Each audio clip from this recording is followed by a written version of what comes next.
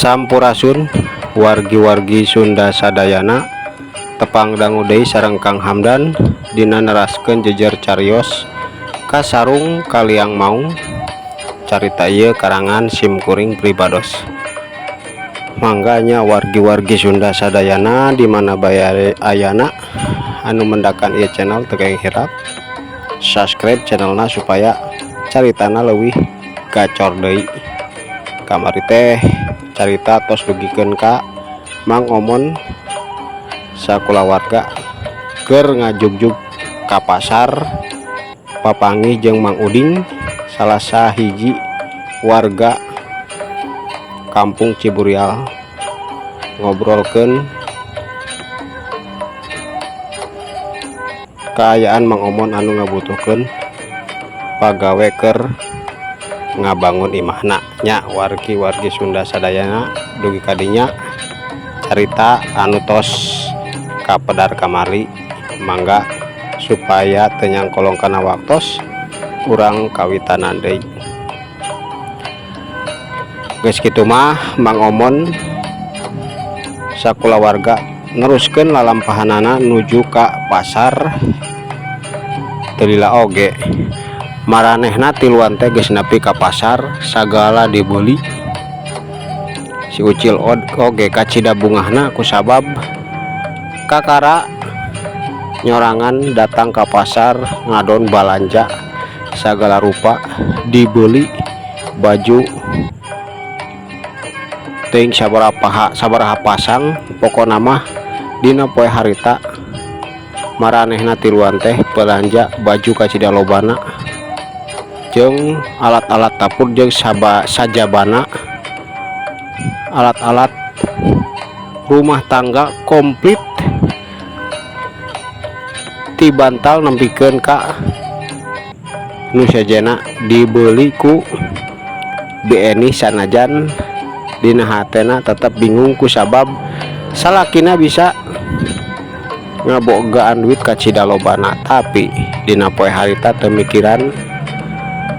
leuwih panjang deui jon-jon balanja sagala rupa. Sanggeus rengse Mang Omon jeung pamajikan katut si Ucil balik deui bari mawa barang dina mobil kobak kacida pinuh ku balanjaan dina poe harita. Akhirna mah poe teh teu karasa geus maju ka sore, Mang Uding geus aya di imah Mang Omon keur ngobrol opatan. Si Ucil oge iluan sanajan teu nimbrung ngadedengekeun caritaan bapana jeung Mang Uding anu keur serius ngabahas rencana imah Mang Omon mimiti poe esuk rek di ruag. Kumaha Mang Uding, bener geus meunang tukang keur nyeun imah kuring tong hariwang, pokona mah kuring rek nyeun imah anu saagreng-agrengna jeung deui kabeneran taneuh mah heueuh kuring teh lega anu ayeuna rek dijieun imah kabeh supaya bener-bener agreng jeung deui bisi mamang ngadenge cenah di mana bae atuh aya nu rek ngajual taneuh tong hariwang caritakeun bae ka kuring, pasti ku kuring beli, cek Mang Omon kacida dariana dina nyaritana. Siap Mang, siap pokona mah kuring geus menangkeun ieu naon tukang ngabangun mandor pemborong atuh, lain mandor pemborongna geus aya anu bakal nyeun imah sakahayang mamang. Nu penting mah mamang gampang tinggal nemongkeun hayang model kumaha imahna sagede kumaha kitu bae, tapi masalah tanah tenang-tenang kayak kuring bakal diteangan. Ayeuna mah da teu bisa curul ngadadak neangan taneuh mah kusabab kuring kakaknya ho geuningan Mang Omon ayeuna geus loba duit, lamun nyaho loba duit di kamari mah meureun geus loba pagawean kuring teh loba duit pamuruh ti mamang. Hahaha bener lain gitu Mang Omon, cek Mang Uding bari seri leutik. Atuh da kuring kakara datang nage poe tadi ayeuna pisan atuh lain tadi poe ayeuna pisan tadi isu kakara nepi jadi mana bisa papanggih jeung mamang kusabab ti poe kamari ka tukang mah kuring teh aya di panyabaan neangan pagawean jeung di alhamdulillah geuningan pagawean kuring teh hasil teu kudu lila balik mau modal gede. Cek Mang Omon ngajawab bari tetep ka Mang Uding. Ke kuring asa penasaran Mang, nah Mang Omon teh gawean di mana jeung deui bisa tere pisan hasilna. Nah menang kuring nyaho Mang, cek Mang Uding kacida dariana dina nanyana kusabab manehna teh penasaran kacida soalna nyaho-nyaho kaayaan Mang Omon ayeuna geus robah sagala rupana. Lah urusan eta mah ulah nyaho Mang rahasia, soalna lamun dibijakeun ka Mamang waduh moal aya gunana oge bari jeung lamun nyaho Mamang wah atuh kuring ke kasaingan Mamang moal bisa gawe di kuring ke beunghar oge meureunan teh enak lamun kitu. Da kuring teh di dieu teh hayang jadi juragan mun bisa mah ulah aya nu bisa mapakan harta benda kuring anu engke di dieu. Cek Mang Omon nyarita kitu bari nyarengeh, ah Mamang masuk aya bae piraku teuing atuh tapi geus lah teu nanaon nu penting mah kuring mah bener jadi pagawe Mamang ge oge teu masalah, nu penting juragan ngagajina sing gede ka kuring mah kusabab meureunan kuring teh jadi pagawe kahiji nya Mang lain kitu Mang juragan ayeuna mah kuring nyebut juragan bae kusabab kudu mapantes diri piraku ka dunungan mamang geus teu parantes teuing. Cek Mang Uding bari seri leutik deui bae ngomong kitu kacida dariana. Atuh kudu nalipak maneh Mang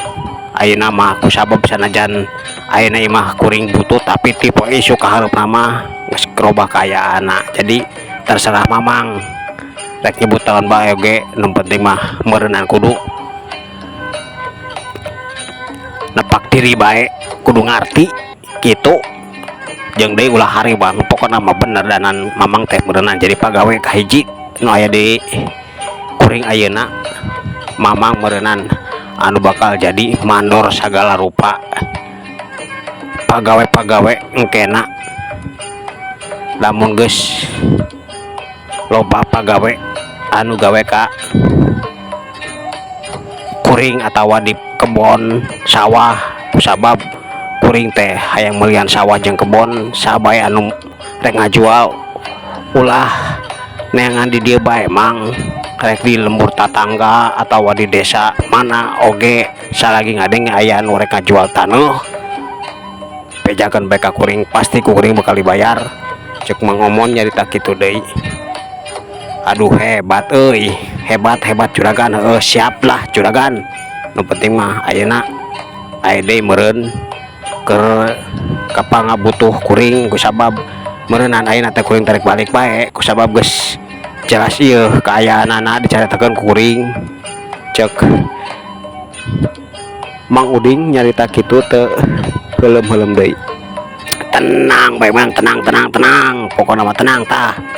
ayeuna kop tah 150.000 cig bungakeun anak pamajikan Mamang ulah kawas kuring baheula kahirupan menila ripuh boro-boro ning jeung pangabutuh sakit sakahayang keur dahar sapopoe ge meniripuh matakna kuring teh ayeuna kaharep teu hayang ripuh jeung di moal hayang ngamomore tanaga batur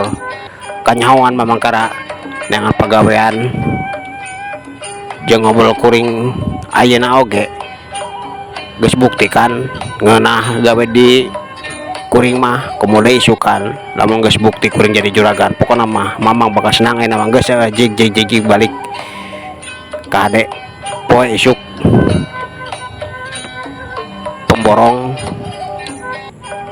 jeung pagawe lainna kudu geus siap datang ka ieu lembur. Mang cek Mang Omon tandas kacida bari netep ka Mang Omon. Nya Mang nya ayeuna mah cik bae geura balik tah aya kue jeung aya lauk pindang bawa beker si bibi jeung budak mamang. Cek BNI harita nimbrung bari nyodorkeun kue 2 bungkus jeung pindang nilem aya kana tiluna. Alhamdulillah tuh, alhamdulillah juragan istri, alhamdulillah juragan pamagat mangga ayeuna mamang rek mulang heula keun pokona mah beres pokona mah beres isuk mah rompok salira duaan teh bakal diruag cek Mang Uding nyarita kitu deui bari nyerengeh unggut-unggutan sirahna we kacida bungahna beuki lila beuki sopan bae nyaritana ku sabab bener-bener sanajan ayeuna imah Mang Omon sakulawarga masih kena butuh tapi dina dedeg pangadeg pakaian geus robah bener-bener ngajelma jadi hiji juragan beuki sarab bae Mang Uding teh dina waktu harita. Geus kitu mah Mang Uding teh pamitan deui dijurungkeun ku BNI jeung Mang Omon kenceling we manehna teh turun ti imah panggung Mang Omon sakulawarga. Sanggeus Mang Uding lindit BNI jeung Mang Omon ngobrol deui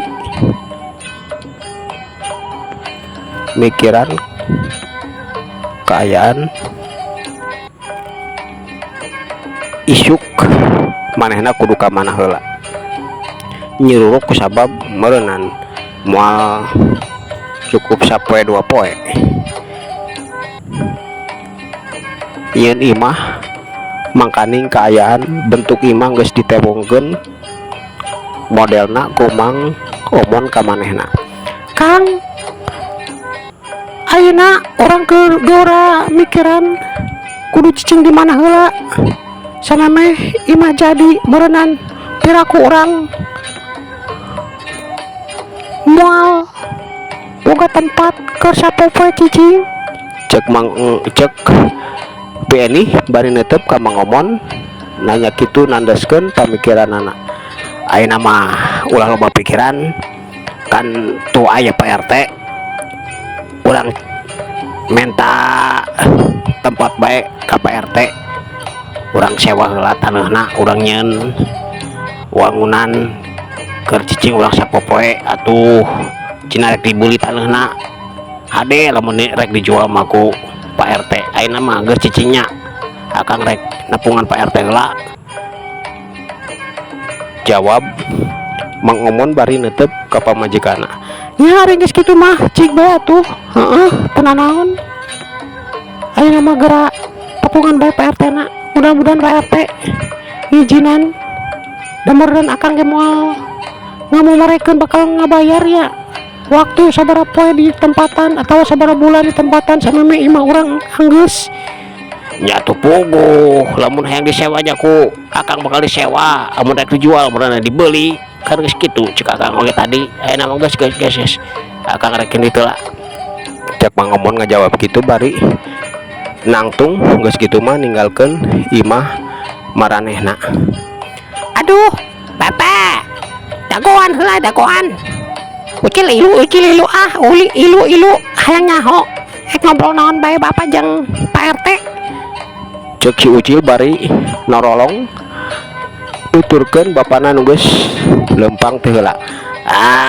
Aya bae Ucil padahal cicing bae di imah tuh kadang loba baju ikut ganti nah si rek jajan sorangan hayang deui da duit loba keneh ieu tinggal minta ka emak maneh hayang ilu sagala lain gitu bapak lain gitu ucil teh hayang nyaho ya jangan gas kilu mah ilu ayo tong ngomong ayo cek Mang Omon bari nyerengeh dengan teh ngusapan sirah si ucil kaciri kacida mikanya anak Mang Omon ka anakna geus kitu mah si ucil teh lempang ngareneng jeung bapana ditetep ku BNI anu imut kareueut kacida bungahna kusabab teu nyangka kahirupan maranehna ngadadak bisa robah tereh kawas gitu. Alhamdulillah sanajan kuring masih kena bingung bagaimana Kang Omon teh kok bisa ngadadak loba duit hayang imah kedrong oge bari duit macan katempo nah cukup sabaraha 10 juta atau 100 juta na tapi gelingan wani hayang imah kedog mudah-mudahan mah bener piraku Kang Omon hayang imah gede sigrong biayana sanajan tadi can ditemukeun ka kuring oge meureunnan mata kitu ge boga simpenan bawa inceranana geus nepi maina hirup sing senang si ucil ge meureunnan tipe isuk parek disakolakeun aduh alhamdulillah teu nyangka akang hampura akang di waktu memeh akang indi ti lembur kuring sok ambek bae ka akang sabab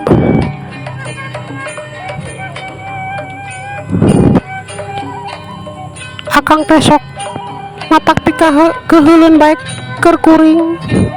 tapi ka ambek kuring teh kusabab nyaah ka akang dalam ku kuring teh di jurungan mah meureunnan ayeuna ge cantang tu kawas kieu tapi ieu dampakna alhamdulillah akang alhamdulillah mudah-mudahan bae akang teh mawa duit sakilobana anu geus ditembongkeun ka kuring sanajan kuring bingung kusabab hayang akang teh geuningan leuwih luhur deui salian teh hayang loba harta benda hayang jadi juragan sagala cek BNI agar antas kitu dina jero hatena sedangkan di tempat lainna nyata di tempat si bibi warung anu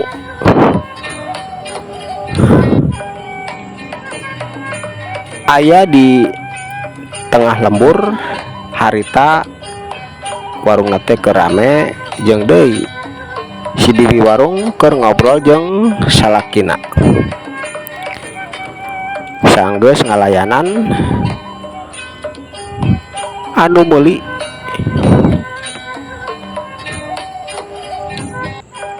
sagala rupa anu dijual ku manehna di warung leutikna mana nah bener si Omon teh geus balik jeung mawa duit loba maneh teh bener teu ngabohong ka akang cek salakina bari neutup kasih bibi warung henteu akang henteu kuring mah teu ngabohong namun ngabohong mah ayeuna rek balanja kunaon meureunnan akang geus pugu pang hutang BNI teh 500.000 sakitu lobana keur urang mah kusabab warung leutik urang mah tapi alhamdulillah teu disangka tadi nambah kuring ge ambek kusabab BNI nyebutkeun bae teh boga duit can dibayar digawe gaplah bae can aya nu mayar bae kitu nyaritana teh nepikeun ka ambek tapi poe tadi isuk teu kanyahoan di mana torojolna geuningan Mang Omon teh geus aya digigirin kuring jeung BNI langsung ngobrol sakedeung. Geus kitu mah mayar hutang jeung deui ditambahan 50.000 loba duitna teh dikusiwalkeun tina pesakna kuring nempo pisan kandel mau duitna teh akang. Cek bibi warung langsung nandaskeun deui, gawe naonnya si Omon kan kawas nama henteu nempo notengan saukur kaupat poe ayeuna tapi geuningan bisa loba duit gitu henteu ngarampok mah gitu mana bisa teh ini ti lembur ngadon ngarampok jama beunghar atawa bank berenang hiji waktu mah bakal kaci duku polisi mangomon teh. Cek salakina nyarita kitu bari neuteuk kasih bibi warung, ih akang wasok kesudan kitu rek kitu rek kieu oge karepna teuing tong loba pamikiran nu penting mah urusan keur urang ari can aya bukti katempo ku mata diri urang pribadi ulah buruk sangka anggur mah urang teh kudu syukuran ayeuna Mang Omon jeung BNI baheula teh sok ngahutang ka urang nganjuk ka urang atuh sugan bae engke mah lamun bener-bener heueuh maranehna kahirupana aya robahna bisa ngabantuan urang kitu bae ayeuna mah pikiran urang kudu positif akang ulah pikiran kaditu kadieu komo buruk sangka pamali akang pamali. Cek si bibi warung nyarita kitu nandaskeun ku sabab teu panuju manehna mah ngadenya caritaan salakina. Atuh geus lah akang oge rek ngajakeun hayang nyaho rek nepungan Mang Omon sugan bae heueuh loba duit pan meureunan urang teh bisa njem modal. Cek salakina bari nyerengeh sanggeus kitu mah maranehna teh ngeureunkeun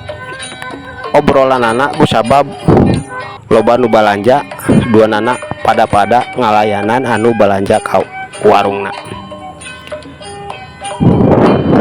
Teka caritakeun ti waktu nepikeun ka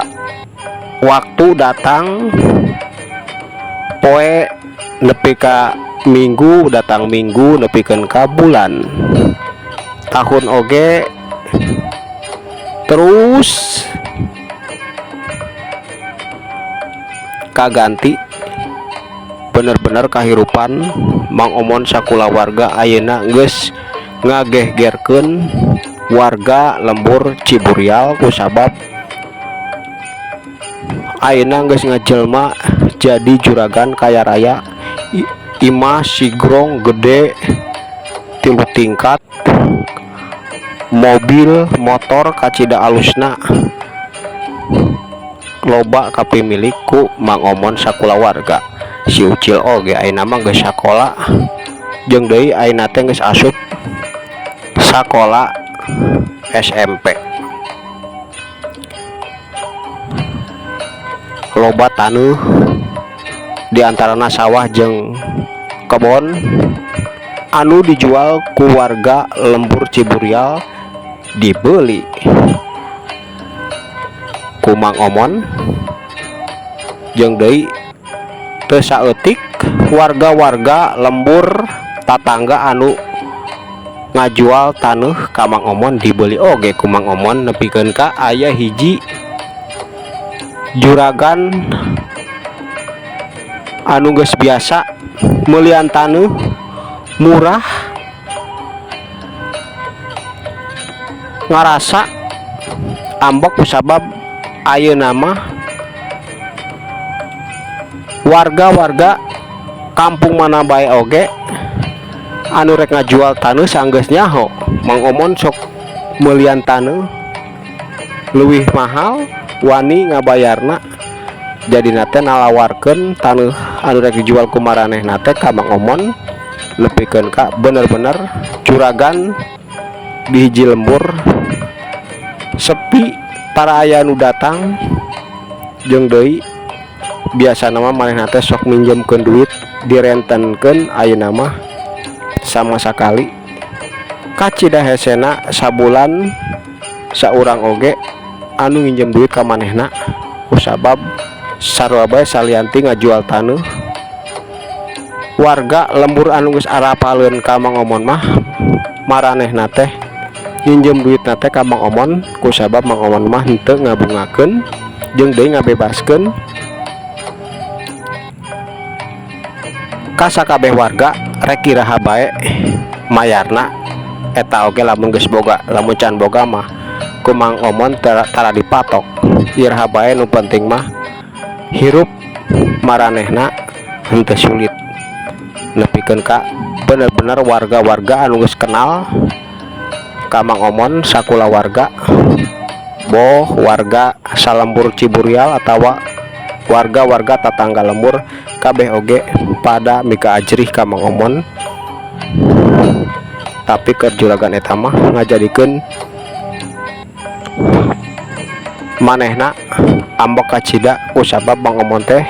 dianggap ku manehna jadi panghalang kahirupan anak. Waktu harita oge keur ngobrol jeung tilu pagawena anu boga pangawakan cerangkung padag Jemros kereng kacida beungeut nate kawas nama tukang haok, tukang gaplok. Aing kudu bisa ngahancurkeun kahirupan si Obon, bener-bener goblok sanggeus aya juragan Sarmon cenah mah teh kaos kumaha beungeutna. Bener-bener ayeuna eueuh nu ngajual taneuh, eueuh nu nginjem duit atuh. Lahan aing teh kalah ka leungit ayeuna mah kusabab biasana mah lamun anu ngarinjem duit teu bisa mayar dina jangka waktu anu geus ditangtukeun ku dewek pasti daek teu daek maranehna teh nyerahkeun taneuh kusabab teu bisa mayar. Tapi ayeuna anjir sanggeus aya juragan Sarmon teuing kaos kumaha bebeungetanana. Ayeuna eueuh saurang oge anu ngadatangan dewek nginjem duit atawa merlukeun kabutuhan naon bae oge, misalkan ngajual taneuh jeung sajabana kusabab cenah mah aya beja sagala rupa ayeuna dibeulian ku si Sarmon. Naon bae oge anu ku warga rek dijual dibeuli cenah mah jeung hargana ngaluhuran ti harga anu sok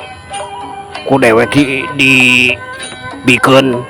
kanu rek ngajual naon bae oge seperti taneuh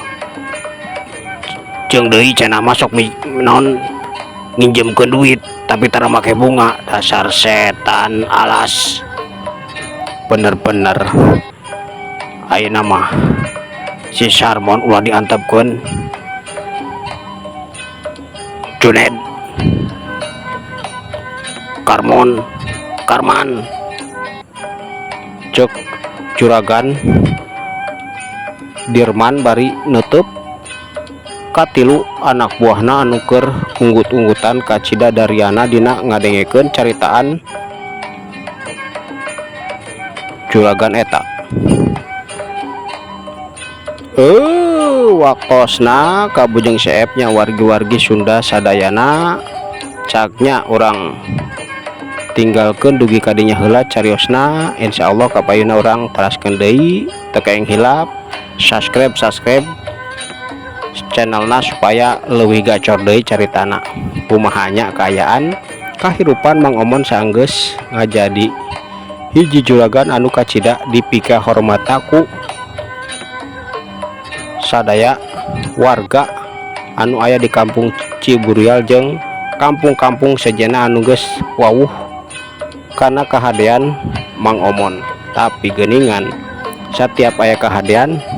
moal leupas tina anu garorengna seperti dina carita ieu geuningan aya hiji juragan kaya raya tapi beda tabeatna jeung Mang Omon ngarasa kausik ku ayana Mang Omon anu dipika ajrih dipika seneng ku warga-warga anu ngerasa kabantu ku ayana Mang Omon. Kumahanya wargi carita kapayuna cak urang tunda heula kapayuna urang teraskeun. Mangga kasadayana sakali deui subscribe heula channelna. Sapunyere pegat simpai paturai patepang deui mangga permios.